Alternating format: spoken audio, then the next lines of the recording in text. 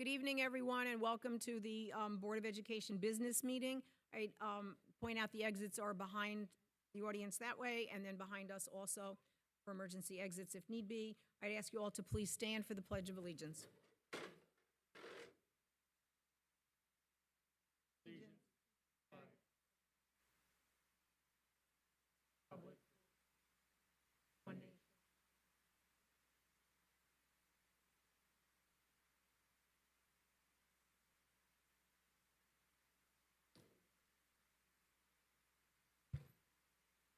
Thank you. Hi, Caleb.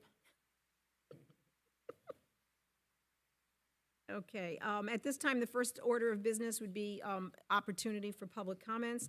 If anyone wishes to speak, we would ask you to please come forward and use one of the two microphones at either end of the tables. You are to please state your name, and please be respectful of our time limit of 3 minutes per person. Thank you.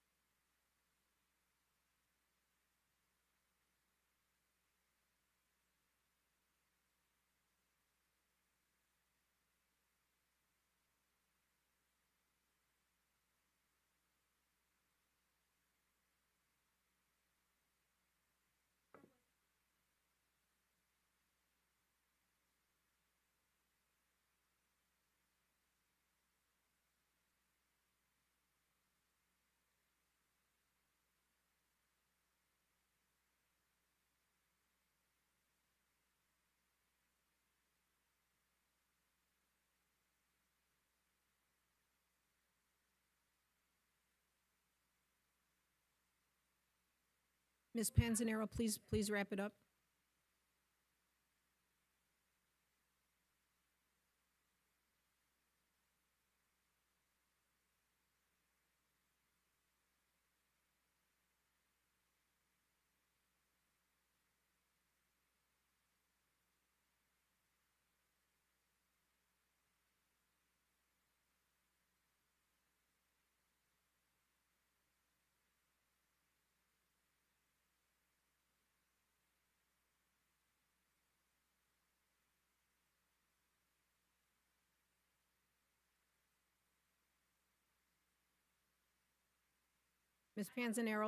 Ms. Panzanero, thank you.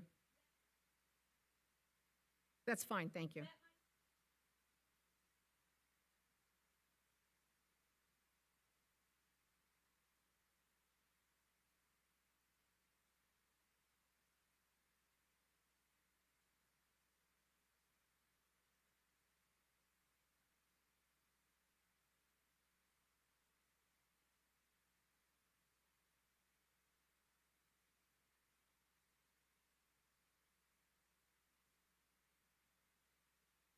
Thank you.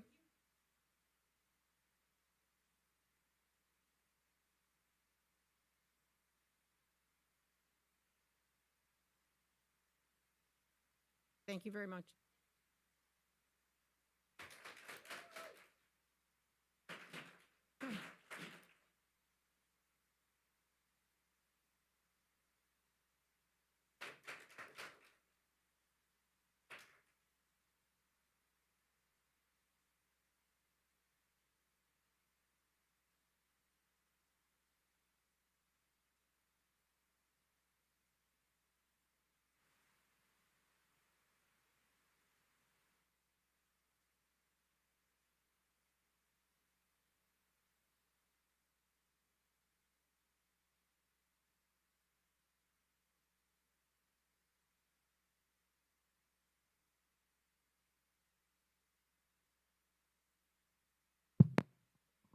Thank you.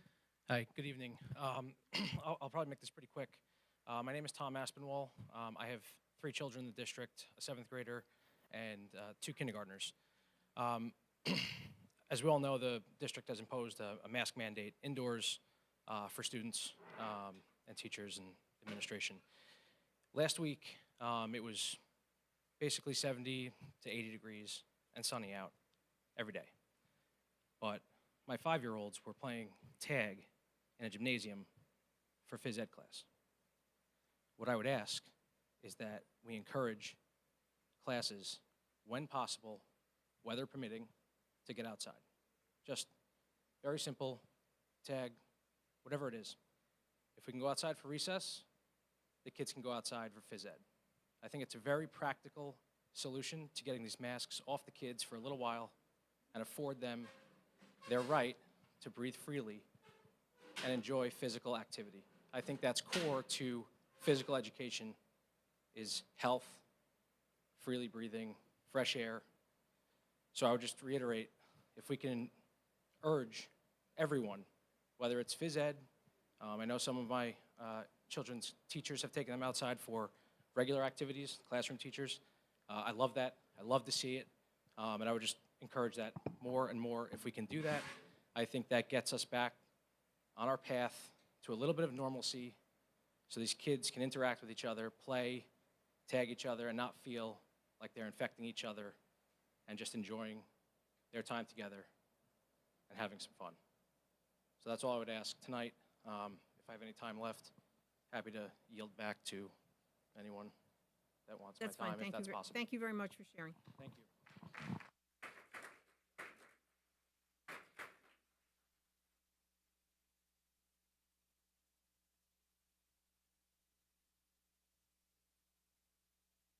Good evening. I'm Megan Fogarty. I'm a Cornwall resident and 2nd grade teacher at Lee Road. I'd like to acknowledge and compliment 2 of my colleagues, Colleen Connolly and Kelly Creasy, for their efforts in live streaming on a daily basis. Although they might make it seem effortless, there's a tremendous amount of time put in beyond the school day that no one ever sees. Having live streamed a number of students for almost 2 weeks myself, I can tell you it is no easy task. I would also like to acknowledge my students and their parents. Live streaming is not ideal, but we all did the best we could. Teaching through COVID has not been easy. I know that I can speak on behalf of my colleagues when I say we have had to pivot and change and move and be flexible in ways that most other industries have not experienced. With this rapid change comes technological issues.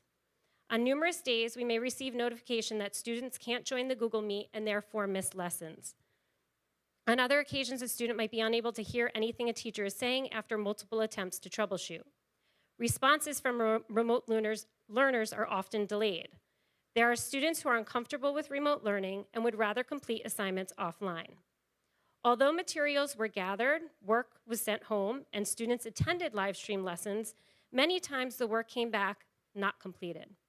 Teachers are unable to give their undivided attention to students who aren't physically in the classroom. When addressing students at home, it's easy to lose the focus of the students in the classroom. Lessons are disrupted anytime a remote student doesn't realize their mute button is on. Conversations between parents and their children and other unnecessary noises are often heard. It's not easy. This is just my experience, but I know this list goes on and on. Can you imagine this in your own professional life? If something wasn't effective, wouldn't you try to fix it? I think I can speak on behalf of many of my colleagues and other teachers in this district that we welcome the opportunity to help strategize a better way of instructing quarantine students. Thank you. Thank you.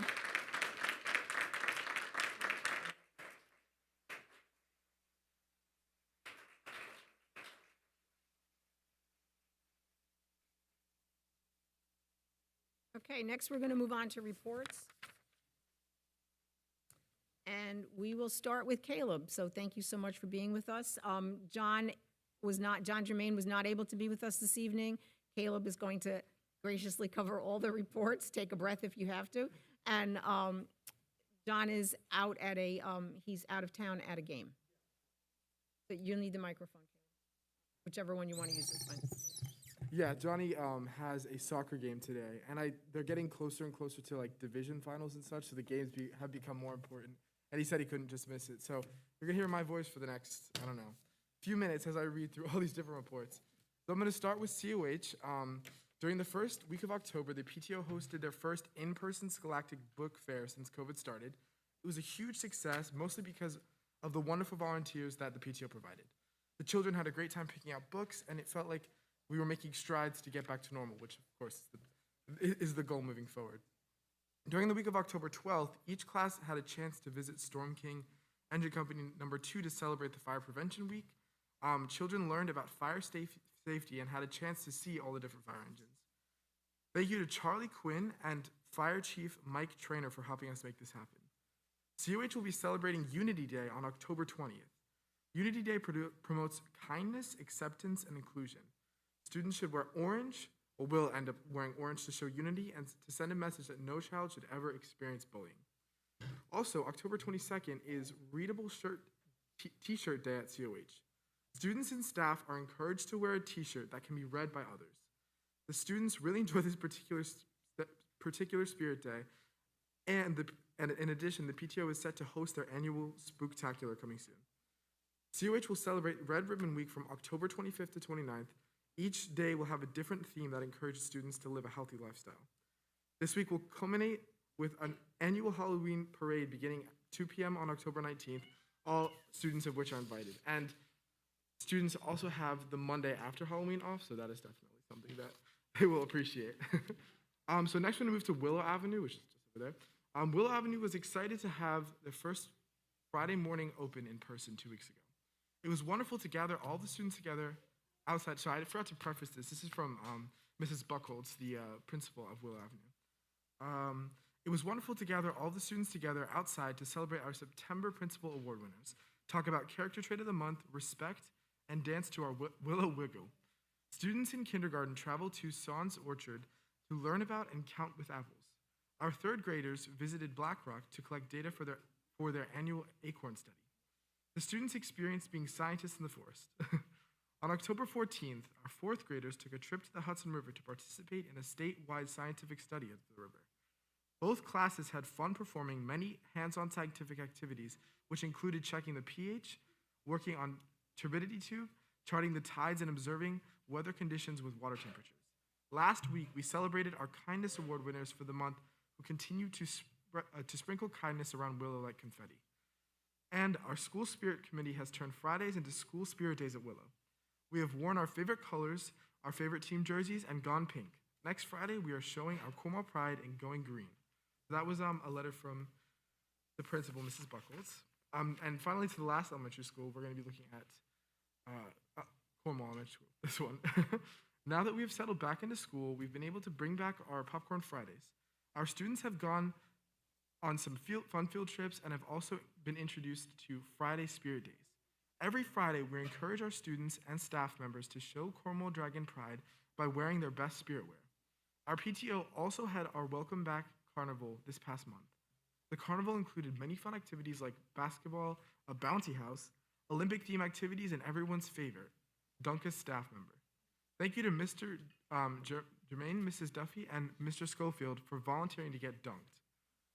One of our fourth grade teachers, Mrs. Noonan, has come up with a fun and hands-on way to help her students review their math skills. Her class played Jenga and Trashketball to practice solving multiplication word problems and to review their upcoming math tests. In Trashketball, the students worked to solve word problems by marking up the problems and drawing models. Once the problem was solved correctly, the students used recycled paper to make a ball and shoot it into a trash can hoop, scoring a point for their team. In Jenga, each color block corresponded to a different multiplication skill.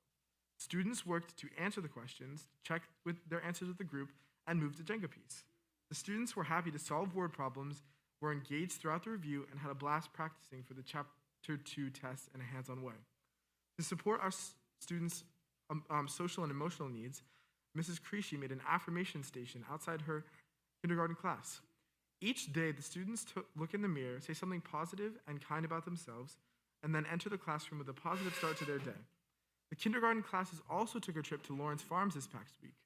The students enjoyed a hayride, picked pumpkins, made it through a maze, played in the farm's tiny village, and visited the farm's animals. It was very fun and interactive, and was a good learning day for our kindergarten students. In the upcoming weeks at CES, we will be having our annual Rock Your School Day event. We also have a few fun events planned to celebrate Halloween.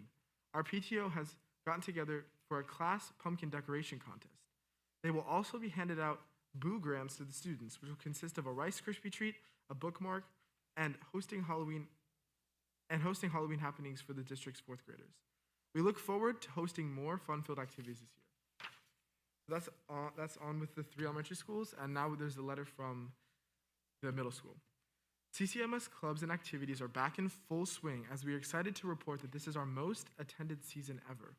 We are so excited to have over 250 students enrolled in 16 different clubs, including yoga, cooking, mindfulness, STEAM, drawing, French club, karaoke, ukulele, outdoor games, and game club. CCMS is also conducting their annual Socktober drive. All are invited to drop off new socks to the middle school. All the socks collected will be donated to a local shelter. The CCMS Spirit Committee has been busy planning activities for students both at home and at school. We have had many fun and exciting theme days focused on the district's monthly SEL theme. We encourage all of our families to participate and share pictures with our SEL committee to be highlighted. Our 5th and 6th grade art students have also learned about Tim Burton's style of art, each creating their own Tim Burton portrait. And then finally to the high school. Over the past 4 weeks, the return to normalcy we first saw developing in the report has continued. We had our first homecoming dance since the onset of COVID at the end of September, directly after a great pep rally and bubbling school spirit. For seniors this year, we've had a multitude of colleges visit the school, giving presentations to the seniors as they apply for college. Clubs and activities have chugged forward and begun more normal activities. The Youth and Government Club had its first plank convention this past Friday. Key Club has ramped up its volunteer opportunities with one of their first events being the annual breast cancer walk in the Woodbury Commons, attended also by both a cappella groups, Treble in Paradise and Love Notes. The NHS has ramped up its planning of events, including the annual blood drive that will be happening in the coming weeks, which interestingly, according to the parent organization who runs the blood drive, is especially important given the fact that blood supplies are low because high schoolers weren't able to donate this past year. The NHS is also continuing its organization of the Sadie Hawkins Dance, yet another event students get to look forward to. Overall, it's been quite a continuation of the normalcy that we've been needing. And as for sports, as we transition into the colder months, athletics have become increasingly exciting. The football team has just one last game before playoffs. They play Valley Central this Friday night, where they continue their undefeated season. The boys soccer team has 3 games this week, all of which are league games, which Mr. Jermaine is attending today. The boys, they play at the opening round of the playoffs on Saturday. The girls soccer team capped off the end of their week by beating Monticello on Senior Day. All senior groups from each team appreciated and embraced their senior nights. It was something that has been missed, and they're all happy they were able to enjoy this moment with their families. So that's the report for all of the schools. I'll just add a little bit more about the high school because I feel like that's what I can speak best on. Something that I've been noticing more and more is when we first returned to school, it was very much being shot out of summer and then almost inserted into something we weren't used to.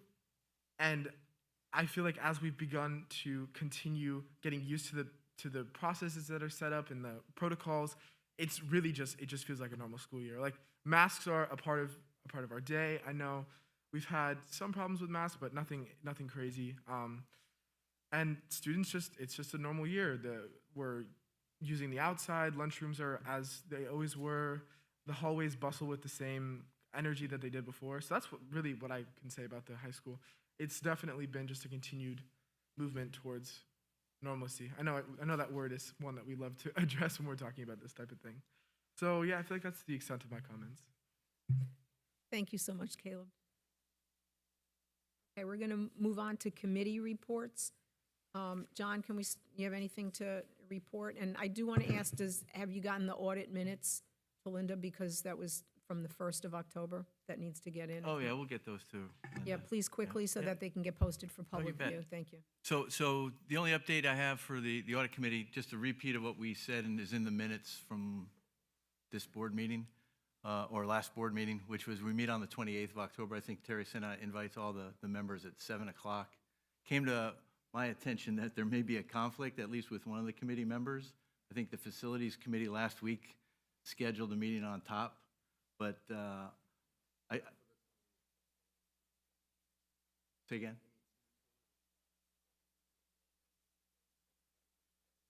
So the 28th, we're good? Great. Fantastic. So that's it, 28th, and I believe it's by Zoom, but there'll be an opportunity for the public to dial in and see. Thank you. Teresa? Microphone, please. No, it kind of just goes to show you. activated. I know I shouldn't say this, but I always said you don't, according to the laws, you don't have to be bright necessarily to be a school board member. Sorry. I'm even having trouble putting on a machine here, a little speaker. We have a meeting on Wednesday, the policy committee, Wednesday at 7 p.m. at the main office, and hopefully to go through. Oh.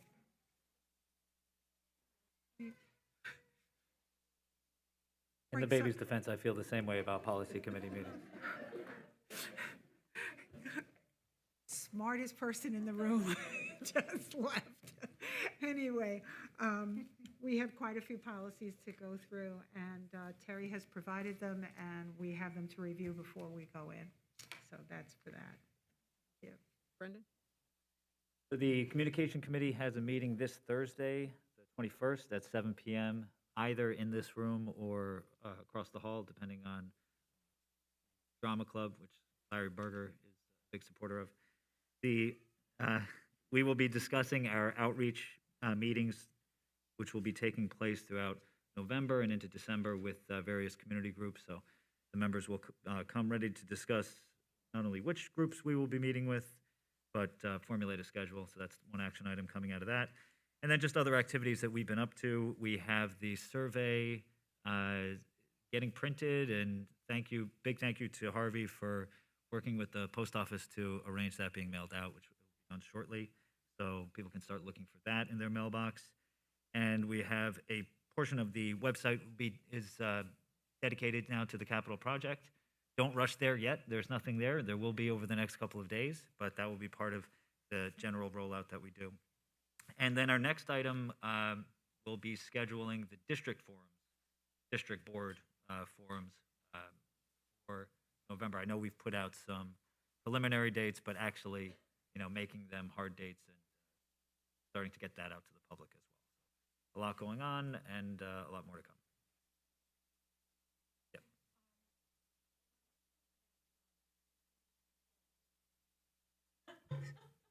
I'm so glad I give you some joy in this life. We're speaking about forums. This is this whole capital project. There is no cost associated. Well, there's a cost, but it's already been paid for because that money has already been budgeted and it's in a bank. We already know that we've already decided, and I'm asking a question for. We've already decided what we're going to be improving. Correcting the things that we need to do. No definite decision. We haven't. That's still that's why that's a work in progress. And the point of the forum, I guess that's what I'm asking. Yep. The point, what are we asking for from the public? Is it input toward improvements? Because basically, we have the reports, it's not a matter of what would you like to do the most. Well, It's what's in. Larry, I'm going to ask you to chime in on this one, because facilities is, Okay, so but I yeah. still want to get back to the forums and what their basis is. To So Nancy's point, it's kind of all wrapped into the same Okay, pie. thank you. But yeah, Larry, go ahead. Turn your machine Now, on there, now. Larry. All right. Well, I'll go over, we met on October 12th, and some cost estimates and athletic facility options were handed out. Lou Rodriguez reviewed the cost estimates, stressing that the numbers were very preliminary.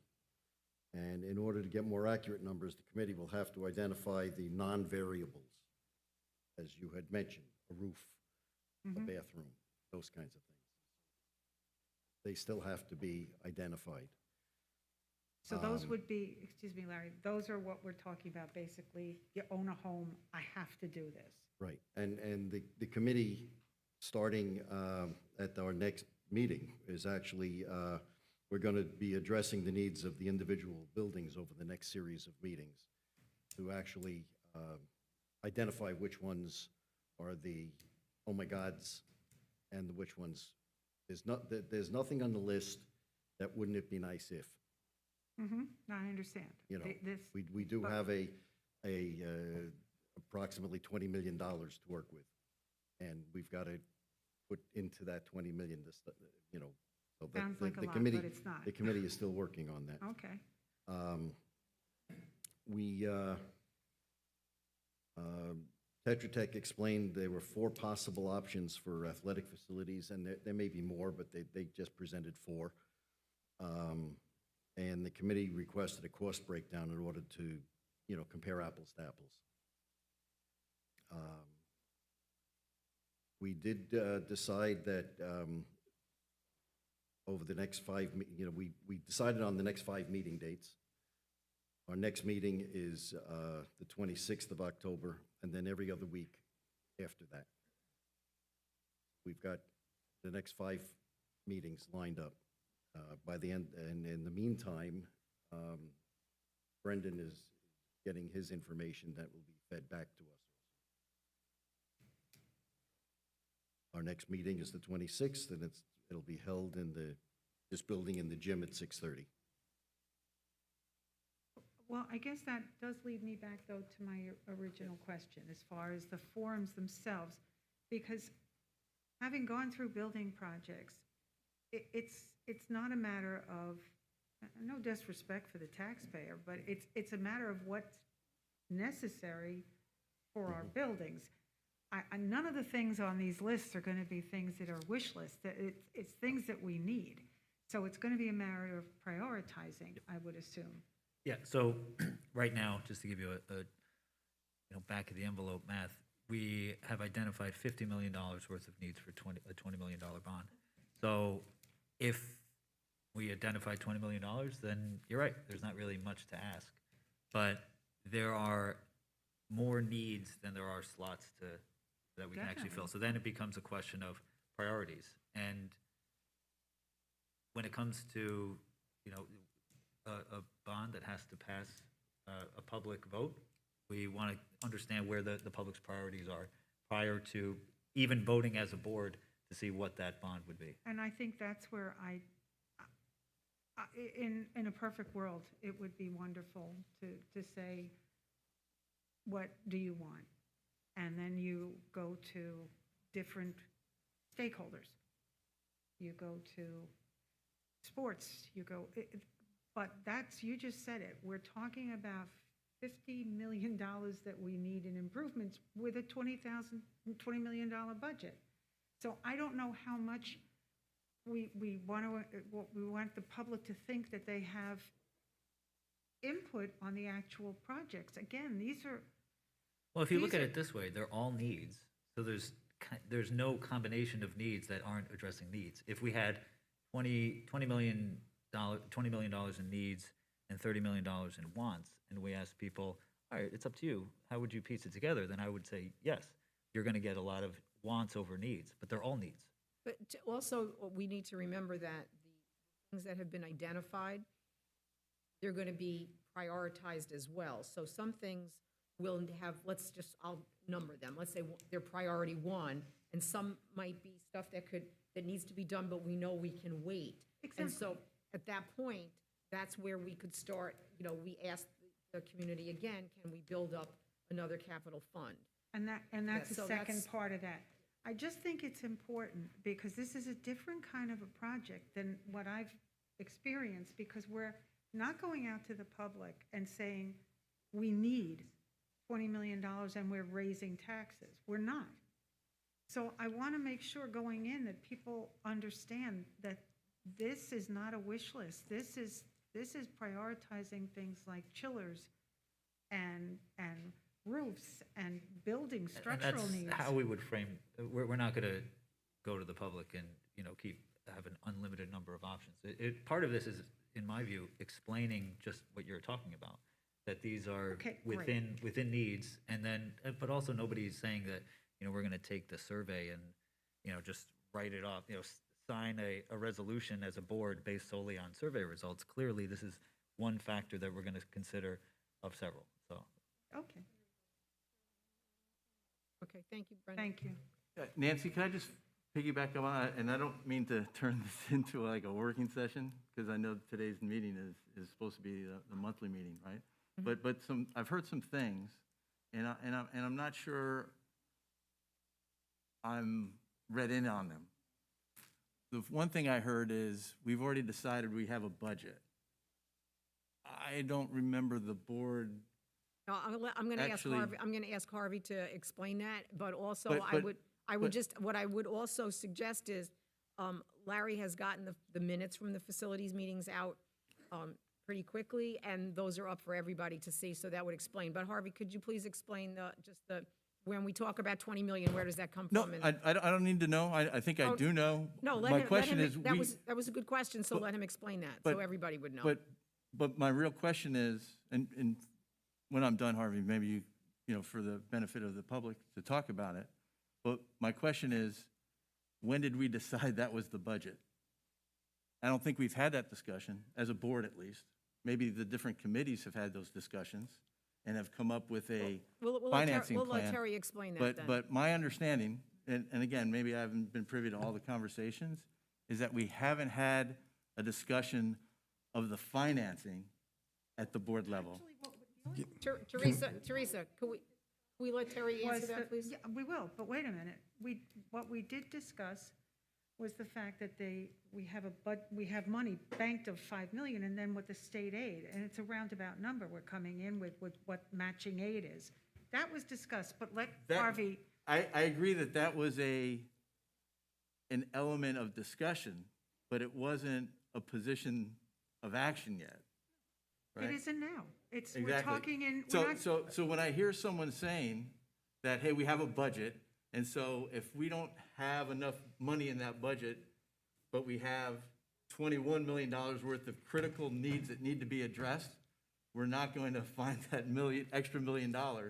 I think we should take a break and think about what our priorities and the criticality scoring that facilities is going to do before we talk about the financing. And As a committee, which we have been charged with, we will be bringing recommendations to the board. At that point, those discussions will go on, and we're not cutting off anything. We're going to be bringing to the board excellent. the information that we will be bringing to the board, Right. our deliberations. Thank you, Larry. Yeah. That will be and that's brought- important, that- because if we do have $21 million worth of needs, I think we need to Well, figure out and how we that's- fill those needs. When we have that conversation Right. with the board, If we'll we say, get there, right. here's what we have, and here's what we have to work with, and the board can then make a decision whether to go above and beyond that. If that's what you're saying. Well, And I just want to reiterate, Yeah. there's a schedule set up of every other Tuesday where you can really take a deep dive into the building condition survey, the process that we're utilizing to make sure that we're making recommendations that are going to best benefit our community, what the stakeholder input from staff, community, and parents looks like. So it's a really, I mean, there's no other committee that's meeting that frequently. We stream it, so if there's ever a question of kind of how we're doing this work, but again, just go back to the funding, the board did hear a presentation from Harvey, which stated maximizing the utilization of our capital reserve, what the return on that would be from the state, and that's the starting point for the funding that we're talking about for capital project. Where we end up, there's a long way to go before the board actually weighs in on what that final approval will be, so. Thank you, Terry, for clarifying, because I would hate to think that we're limiting ourselves on what we can do based on the notion that we have a capital reserve and some proportion of additional state aid, and that's it. So I'm glad that we're going to have those conversations as we move forward. Thank you. The Board of Ed scholarship. I emailed everybody the notes that were requested to be smithed in the scholarship itself. No feedback, so I'm guessing it's okay. Everybody's in agreement with it. So at this point, I think it's a motion to accept the scholarship. Yeah. I'm sorry. There's a separate item on that. So further on in the meeting, we'll motion that get accepted, and yeah. Thanks for your work on that, Louis. Yeah, pleasure. Larry, is there anything else? Any other committees? No, that you I'm want- pretty well done. Thank you so much. Margaret, go ahead. Okay, so I have the two committees. I have the Orange County School Boards Association, the meeting that we had on the 6th via Zoom. Nina is actually doing a big part of what we discussed, which was the virtual meeting for NYSBA, where all of the new resolutions for the upcoming year are being voted on. I feel bad for Nina since it started at 4, and she's still there. That was a big part of the discussion. There was also a presentation by the Alcoholism and Drug Abuse Council, and they talked about their Teen Intervene program, and everybody on the board has since then received their brochure and kind of their little synopsis. And really everything else was a discussion of the resolutions. Bill Hecht, who is the superintendent of schools, of BOCES, was talking about the heads up on working on, BOCES is going to do their capital project. They have a bunch of capital projects as well, and he was kind of giving all the school districts a heads up, like, guess what? You will be seeing this. So that's going to become official in the next couple of weeks, I guess. They're going to really start. And they're going to have a facilities committee as well. Of course, I'm thinking Larry would be a great person to be on that committee, just because of all of his expertise on the facilities committee that we're doing here too. And then there was John Williams, who's one of the trustees from Middletown, and he's a member of the NYSBA diversity, the DEI diversity. I always forget what the E is for. Equity and Inclusion Committee, and they're having actually custom retreats and trainings for districts as well, and so they're producing those, and they're going to send out that information as well. Equity, got it. Margaret, Yes. that facilities committee will have representatives from every school district. Yeah, they're going to have, so this is a BOCES facilities committee, so they want to be able to get input from everybody, all of the members of OSCPA. So that's that. Visitation Committee. So we went into the schools, we finished our visitations, we were able to visit all of the schools, and the committee is going to be meeting later this week to compile all of the notes that we took and all of the extensive discussions that we had. We're going to create a plan and be able to pass it along. So that will be forthcoming very soon. We're going to move on to the superintendent's update. All right, so first, just another piece of great news from the academic excellence arena. We already celebrated our National Merit Scholarship semifinalists. There are also CCHS students that received a letter of commendation from the National Merit Scholarship Corporation. So this means that they were in the top 50,000 highest scores in the nation. So they are Giorgio Aversa, Andy Wang, Anika Fadness, Grace Maxon, and Leah Haynes. So we are going to invite them and the semifinalists to our business meeting in November so that we can celebrate them and recognize them promptly. So look forward for that.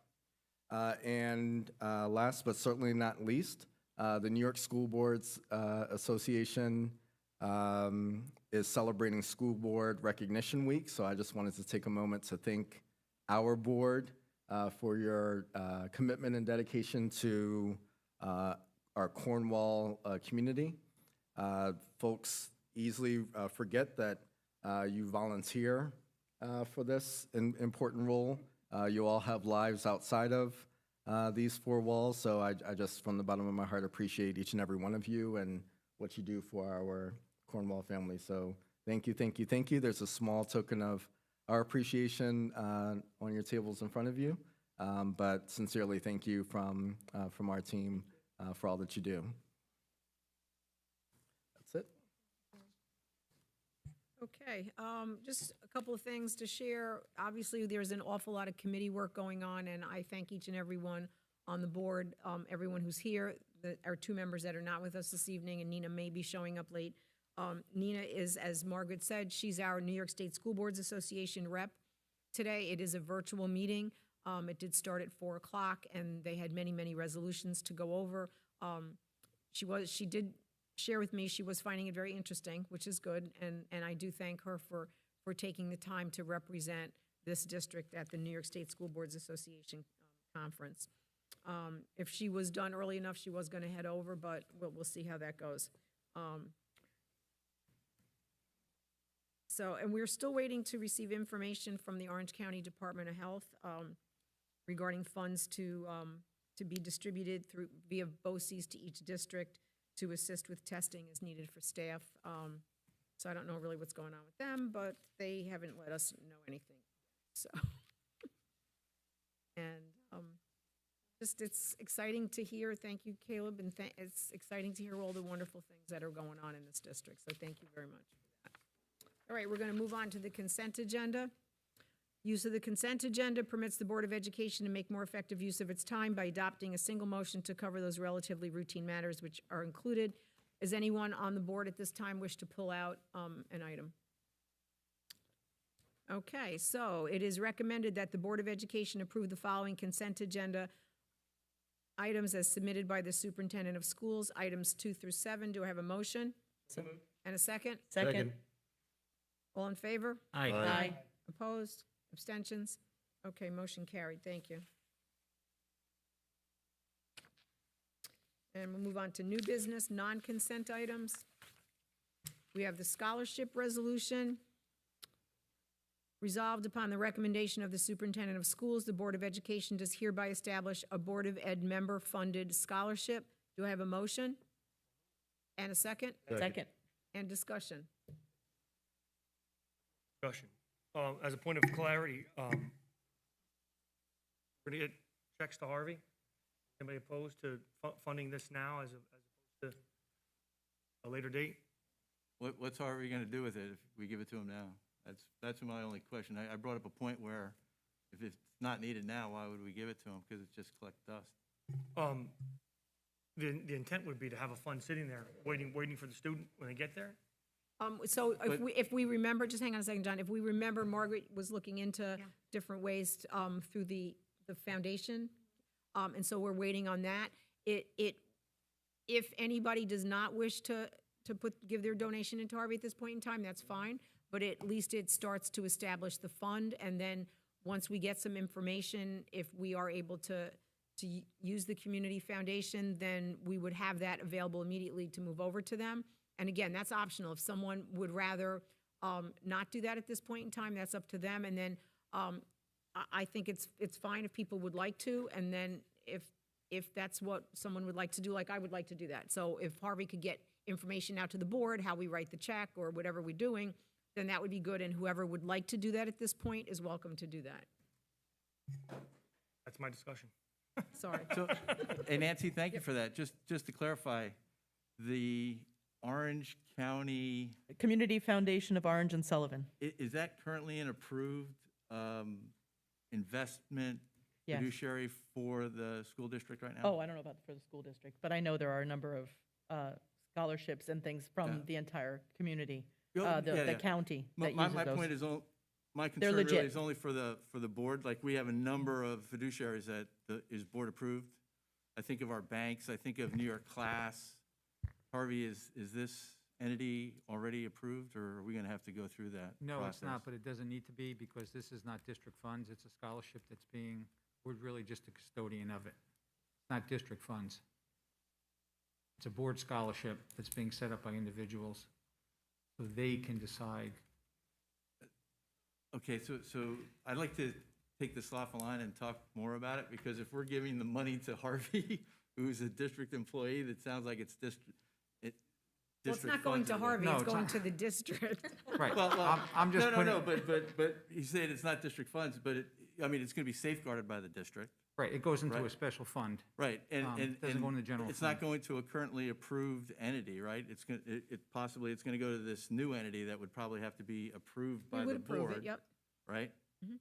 Do I have that wrong or right? No, we would have to approve that, absolutely. Yeah. Yep. And When that I would get be more ba- details, then we'll be able to. hash it and out. that's in progress. Yeah. We're gonna get to that point, Yep. and so I think Nancy, you did a very elegant thing of saying if someone doesn't want to do it now, Yep. wait till, Yeah, you can let it sit in your Be- account and make even more money, and then you yeah. can donate more. That's fine too. yeah. That's good. Okay, any other discussion? All right, all those in favor? Aye. Opposed? Abstentions? Motion carried, thank you. And thank you, Louis, and the committee for their work on this as well. Okay, so we come to our second opportunity for any visitors that would like to speak. I would remind you that you please step up to the microphone, state your name, and we really would ask you to limit your remarks to 3 minutes. Anyone wishing to speak at this time? Okay, so now we're going to move on to closing comments from the board. Caleb, we will start with you. That's good. I feel more prepared this time. So I just wanted to say, I didn't know I didn't know it was School Board Appreciation Week, but again, I would like to thank the school board for everything you do.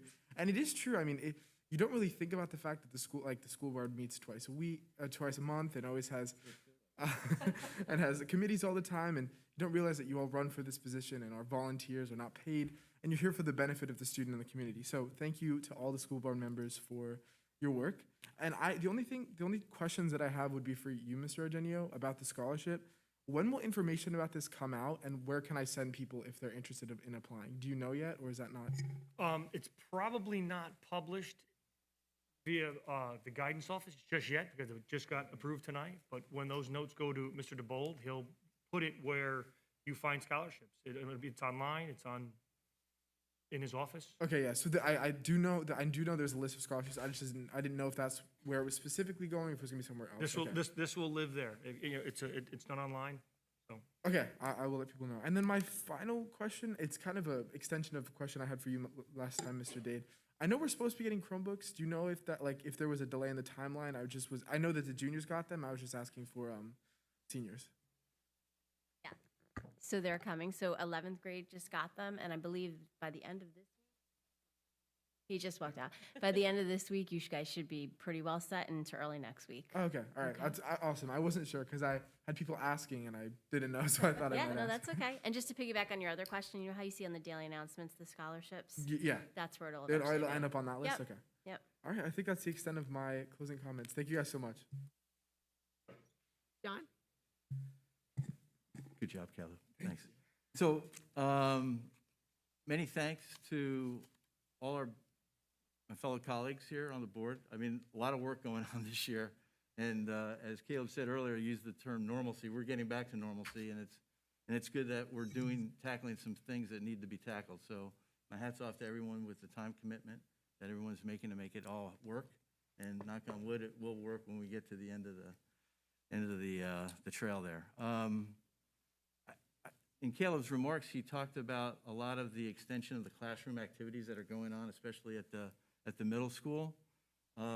That's another indicator of normalcy returning, and hats off to all the participants, the kids, the teachers, the advisors who are making that happen, because from my perspective as a parent now, when you think of social development, that is, the extension of the classroom is probably the most important aspect that we can give our kids in terms of interacting. I know the teachers do a great job of imparting knowledge in terms of book knowledge, but that social development aspect of it is crucial, and I'm glad to see that that's getting back online in a serious and well participative fashion. So hats off to everyone on that.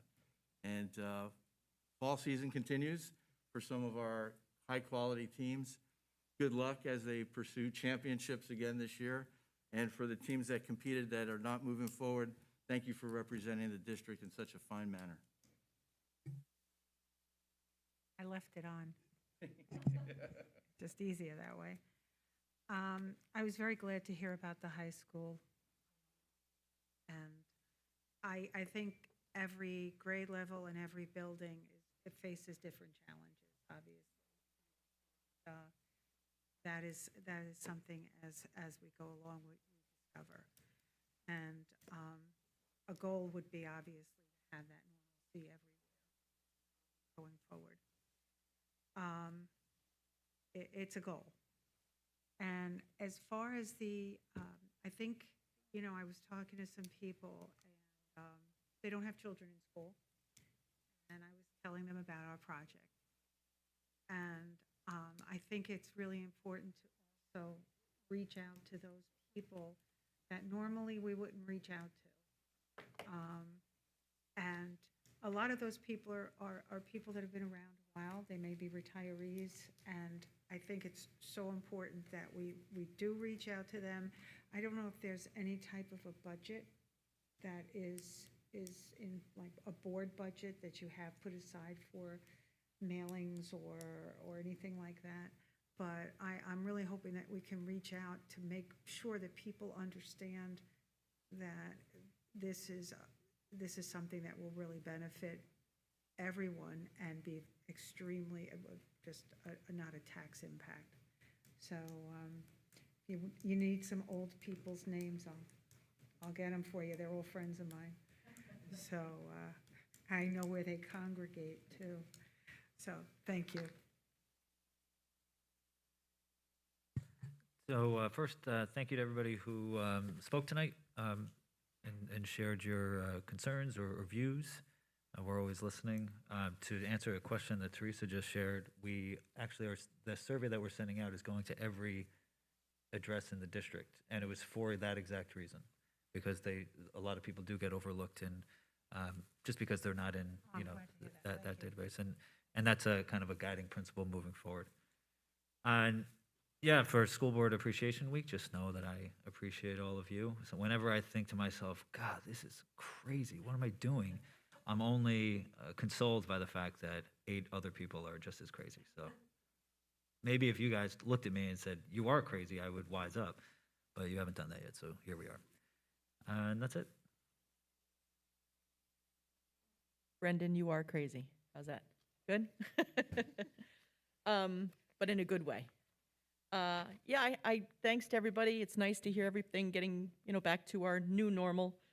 Someday we'll talk about this day, and how we weathered this pandemic. I do thank everybody for their comments as well. Some of the things that was stuff that we heard during the Visitation Committee visits as well. So like Brendan said, that's something that's always being considered and always being heard. And yeah, I'm just tired. I'm going home, so I have nothing else to say tonight. Well, first of all, I'd like to thank you for the thank yous.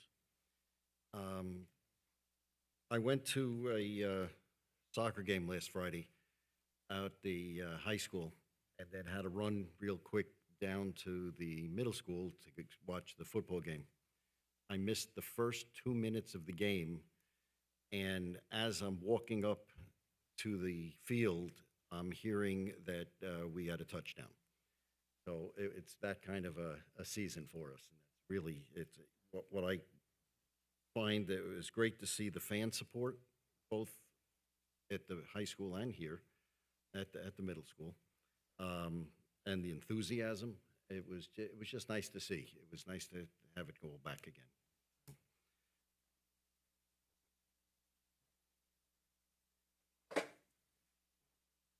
Caleb, thank you for your student perspective. Again, I've said it a number of times, as is other people, that it's very important that we hear that student perspective, because that's that's that live heartbeat, one-to-one. So thank you. And I will say that the Cornwall Crazies were a little bit sedate at that game, as far as I was concerned. Yeah, just a bit muted. Yeah. Pass that along. Okay, push that downhill. Thank you, everybody. So Nina was texting me, which is why I was paying attention to the phone, and she is still in the middle of the New York State School Boards Association conference, so, because I was keeping her updated on where we were. There's so many great things going on in this district at all levels, so Caleb, thank you for sharing that. We do hear about it. It's on the social media pages, and we do get information as school board members also. It has always been, I am always amazed at our high school reps who come, and what you bring to the table is just amazing to me. At the few years that I have been on the board, it is one of the greatest joys to hear from you guys. So thank you, keep bringing it. That's all I have to say on that. So school districts and the state, school districts have not made the regulations. I need to kind of clarify that. The regulations have been pushed upon us by the state. Everyone sitting at this table has different points of view, but if we recall back in June, when there was a number of districts, particularly down on Long Island, that were going to suspend their mask mandates, and the state threatened them with closing them down, making them go to all remote again, threatened them with withholding funds and fines and a million other different things. So we just need to understand that we have to follow what the state is currently mandating, and we are really truly hoping that a lot of it starts to loosen up as our numbers are going down. Orange County continues to have be on a good trend. I looked at the numbers this afternoon. The numbers are down again. Cornwall and New Windsor continue to have low numbers, and that is very refreshing and very good. I also want to point out something that I had mentioned, a few months ago, I think, that this board and this administration, I truly believe is very unique compared to some other districts. We have a board that the members of the board have children in the school or grandchildren in this district. If not, some have college, and this is for our superintendent and assistant superintendents, children in the district, children in college, and so we really do get what's going on. I think at some point, sometimes at a different level than maybe some other school boards would, and we're certainly not doing this for the money, so, yes, Brent. I thank the district for their thanking us, but community service is very important at all different levels, and it's certainly something that I've believed in for many, many years. So I thank my board for continuing to do such a great job, and thank you to the support that we get from this district. Do I have a motion to adjourn? So move. All in favor? Aye. Opposed? Any abstentions? No, thank you so much, everybody.